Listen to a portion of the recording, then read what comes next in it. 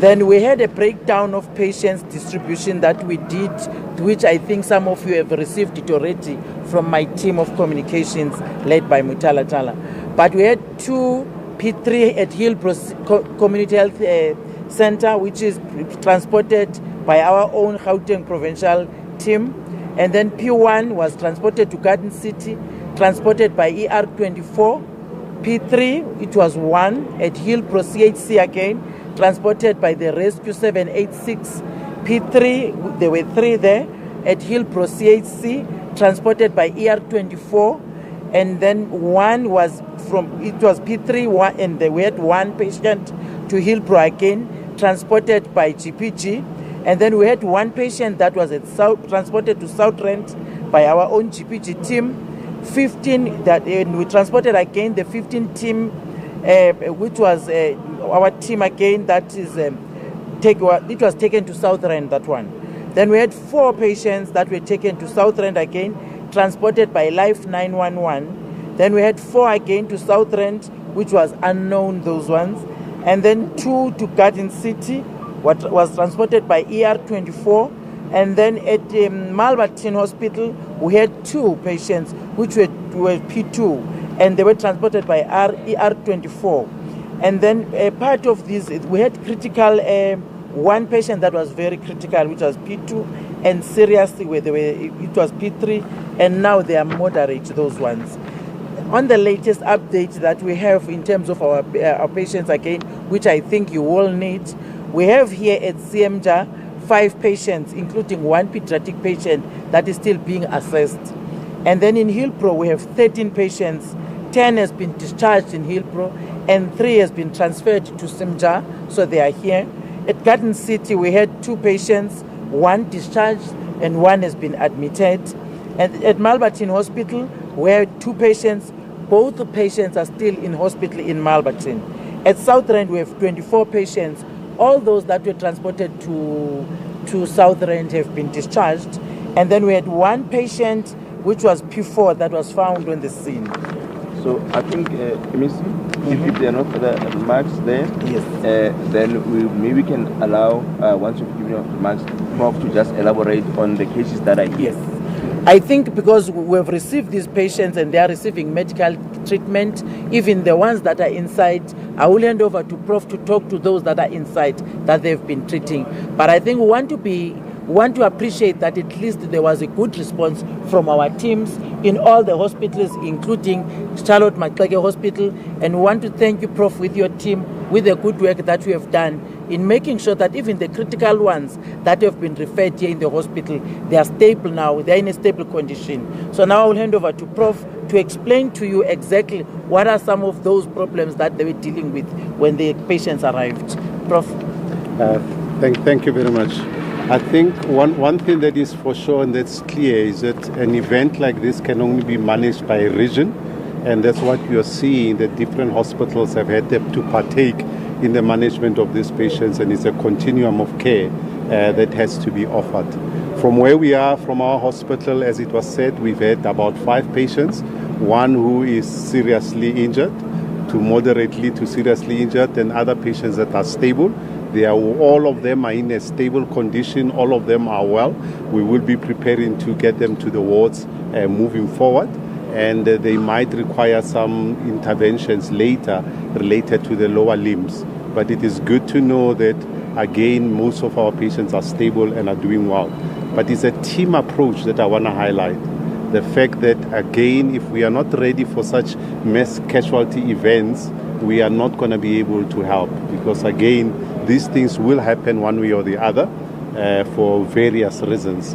And the team that was behind us as well has really worked very, very hard. But there's one plea that I have from the healthcare workers' point of view. When we have such massive events like this, and people are requested to vacate from these incidents, can we listen, please? Yes. Because when we have an incident like this and we are asking the community to move away and they help and they hold on to the events, if something else happens after that, we're going to have much more casualties than what we've seen. And this is not the only incident that we've seen where the communities are not listening to safety guidelines at these events. Please, as healthcare workers, we are bleeding and we are pleading with you that please, when you are asked by those that are looking after safety and security at these scenes, that's not a time for pictures, that's not a time for cameras, that's a time for safety so that we can evacuate and deal with those that are injured at the scene. I think that will be all from my side on behalf of the team that's working here at Charlotte. Okay, so what I'm going to do then is that we're just going to allow for maybe clarity-seeking questions from the members of the media that is present, and maybe just to also indicate, I think Prof has made a serious plea that perhaps needs to be more emphasized in terms of people that do gaze watching when there's an incident. Yeah, you would have seen yesterday what happened. So I think maybe the ministry will also elaborate more on that. By show of hands, you'll just introduce yourself, the media house you come from. I recognize the two hands here, the third hand this side. Are you raising a hand? Oh, okay. You can go ahead, just recognize, indicate the station you come from and your name, and then your question. Can we please not have multiple questions, just maybe 2 questions a person, so that we can allow everyone a chance to get clarity. And if your question has already been asked, there's no harm in passing and maybe asking a different question that you need clarity on. MEC, my name is Faisal Patel. I'm with the Citizen News in Joburg. One of the things the Gauteng Premier mentioned this morning during an update was that there's still the smell or high smell of gas in the Joburg CBD after yesterday's explosion. We know EgoliGas issued a statement saying that it may not be related to gas. From the casualties that you've received, besides the physical injuries, is there any patients within this facility or any other facility that are showing symptoms other than physical injury with regards to, I don't know what the symptoms of gas inhalation is, probably vomiting or whatever it is, but are there any symptoms of gas inhalation with the patients that have been admitted to this hospital? And if the Prof can just elaborate on the injuries of the patients that have been admitted. I think Prof will elaborate to the injuries, but with the ones that I've seen now, I didn't see any symptoms of gas. And Prof in their briefing, they didn't tell me that this one, because they had to take me to every patient, they didn't indicate that. But Prof will say that in details then, what is it that they've seen in terms of the injuries of the patients. Maybe let me take Prof and then I'll question. Yeah, just to confirm, none of the patients, just to confirm, none of the patients have got any evidence of inhalation from what we've seen at our hospital. Secondly, just to emphasize the issue, most of the injuries are typical of this mechanism. So you have a lot of soft tissue, muscle type, as well as fracture type of injuries.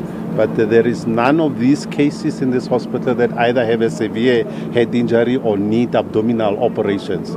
They will just need to be having management to the chest, to the lower limbs, and then one patient will manage the chest injuries that they are having at the moment.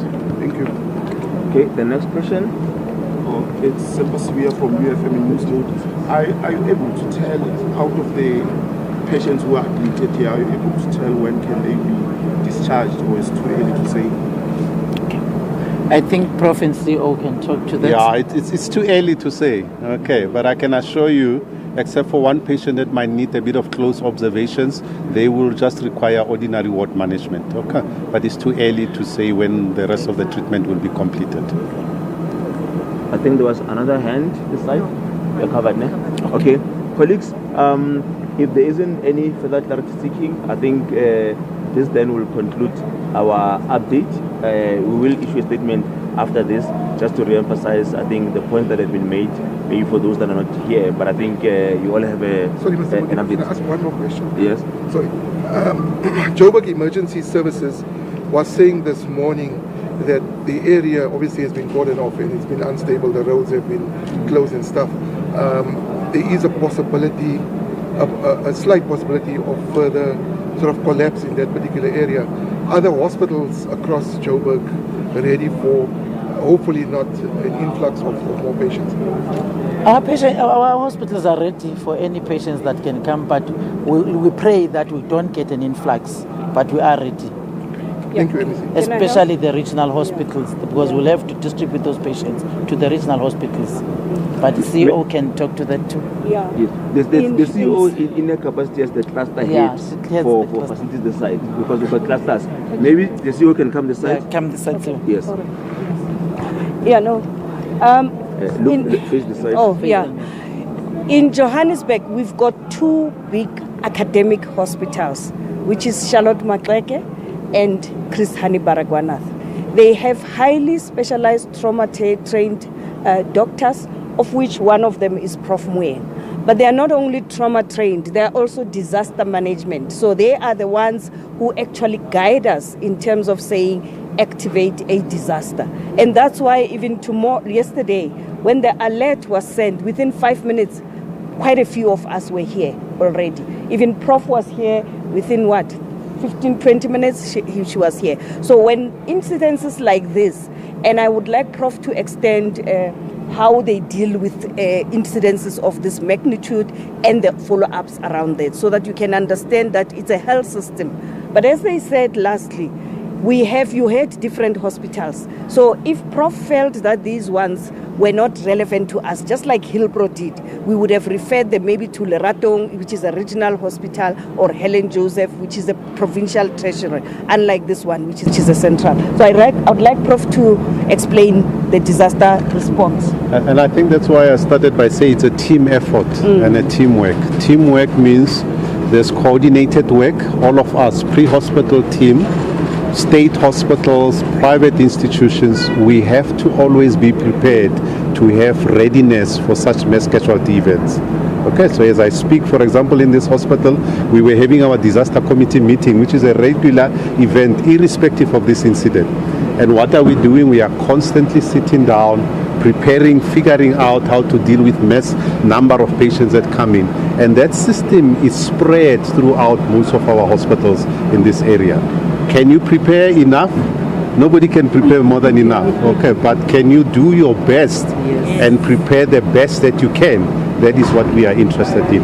So we do drills, we try to evacuate, we revise, we've got regulations that we are using. But there is no country in the world where that is not necessary, because you can never know when an incident like this, whether natural or man-made, might arise, and we always have to be ready for that. Thank you, colleagues. Okay. The invoice is on the way. Statement important. Yeah,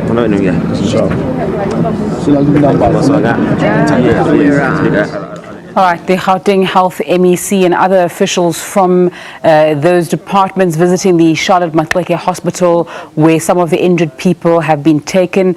Offensive Stimo is there and will be updating us later on.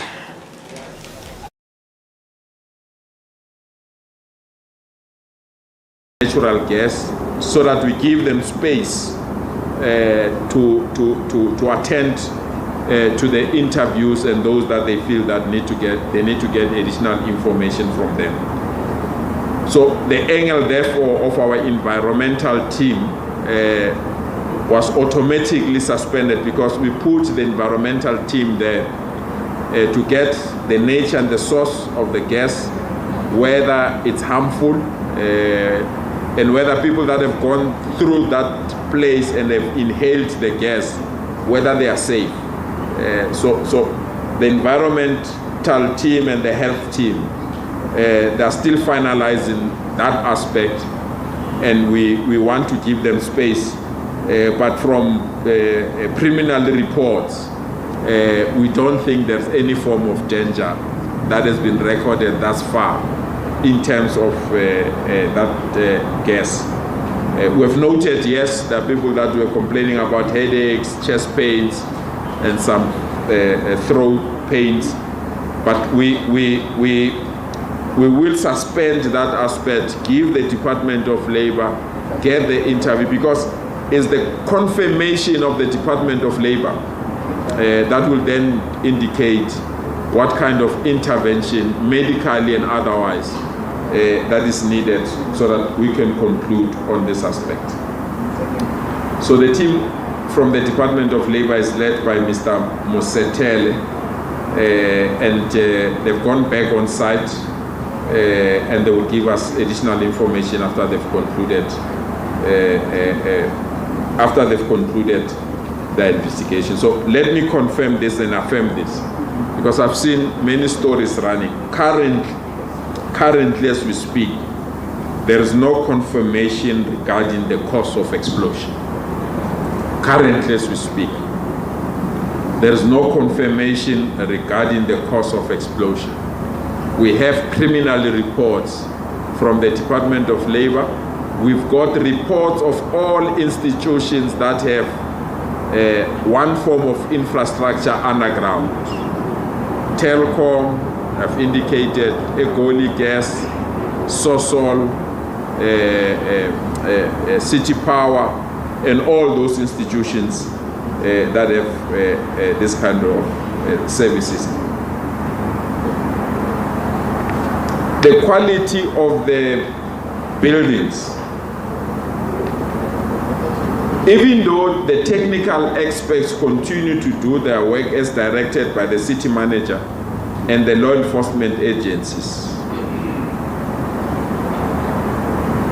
we will await, because this morning we indicated with people that were doing buildings or geotech, with people that were civil engineers, with structural engineers, with fire.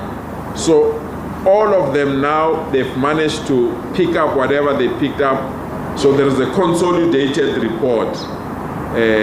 So we are still treating that area from the risk point of view that it might have a secondary effect. So which simply means let's treat it until all these reports are finalized.